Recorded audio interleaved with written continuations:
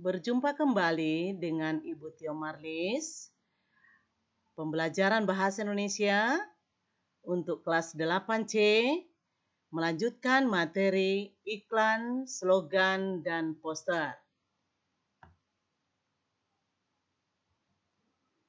Untuk KD 34, menelaah pola penyajian dan kebahasaan teks iklan, slogan, atau poster.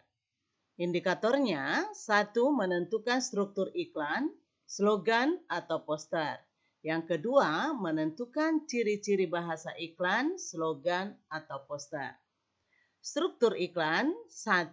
Judul, yaitu bagian yang diletakkan di bagian paling atas dan dilihat pertama kali oleh orang, tetapi tidak semua iklan mencantumkan judul. 2. Nama produk atau jasa, yakni bagian yang berisi tentang nama produk atau jasa yang akan ditawarkan. 3. Deskripsi, yakni bagian yang menjelaskan produk atau jasa yang ditawarkan kepada masyarakat, ditulis dengan menarik, dan cara mendapat produk tersebut, alamat atau nomor yang bisa dihubungi. Untuk kebahasaan iklan, 1. Terdapat kalimat imperatif, yaitu kalimat perintah yang maknanya memberikan perintah atau larangan kepada orang lain untuk melakukan sesuatu.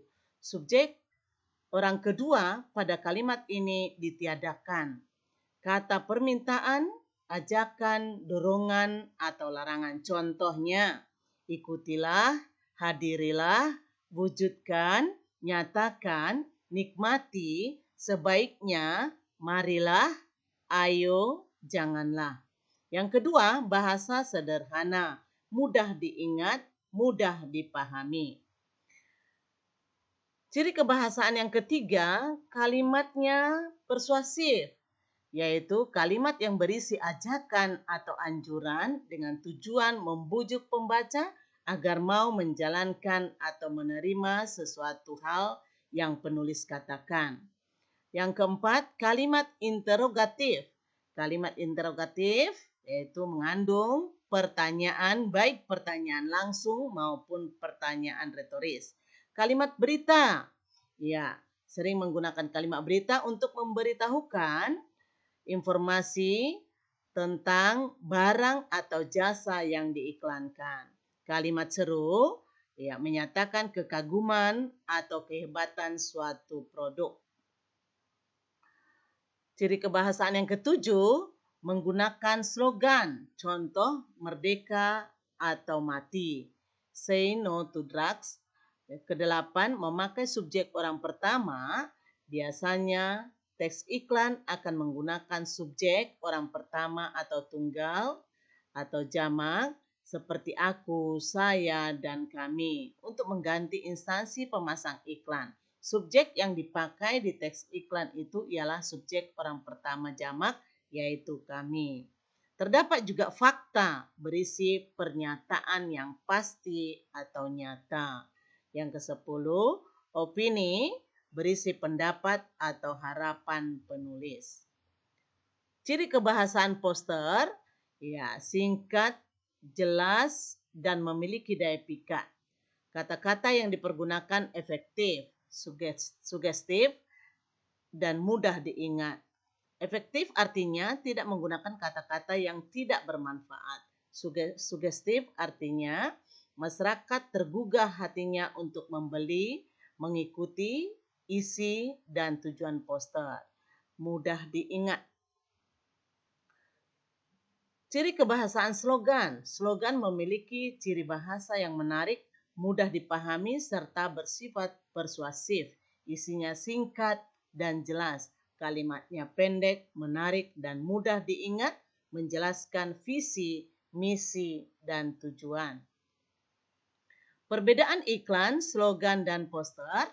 Pada iklan merupakan teks persuasif yang memadukan unsur gambar dengan kata-kata, unsur gerak, dan suara. Pada slogan merupakan teks persuasif yang mengutamakan unsur kata-kata. pada poster merupakan teks persuasif yang mengutamakan kekuatan gambar dan kata-kata dipajang di tempat-tempat umum. Contoh iklan. Teks iklan tentang makanan. Crispy crackers ialah makanan yang tidak kenal usia. Cracker yang terbuat dari mentega, telur, garam, dan keju. Ini sangat fresh ketika dimasukkan ke dalam mulut. Belilah crispy cracker di supermarket terdekat. Itulah salah satu contoh dari iklan. Contoh poster. Ingat demam berdarah, ingat 3M+. Ya, kita bisa lihat kata-kata yang ada di dalamnya dan gambar sebagai pendukungnya ya nak ya. Contoh slogan. Ya, slogan atau semboyan ya atau moto, hidup hanya sekali, hiduplah yang berarti. Untuk tugas anak ibu, kamu bisa melihat nanti di Google Classroom. Ini ada tugasnya. 1.